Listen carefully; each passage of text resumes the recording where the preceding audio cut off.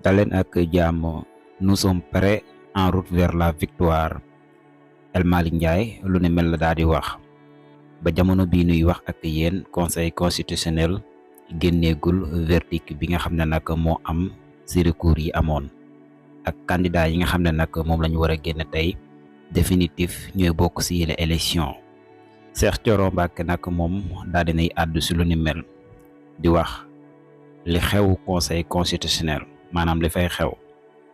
maanaam bu mu teg benn pression. li nu war jamono ji mooy seetaan leen rek te jëli sunuy carte bu ñu àttee yoon ñoom la bu ñu àttewu tamit yoon ñoom la lépp daal ñoom la nanu dem jëli carte yi te waajal élection présidentielle 2024 ngir fal sunu président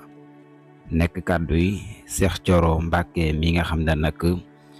kenn la si ñi nga xam ne nag dañuy jàppale kii di président Ousmane Sonko mu féete fële sa Touba Mbacké.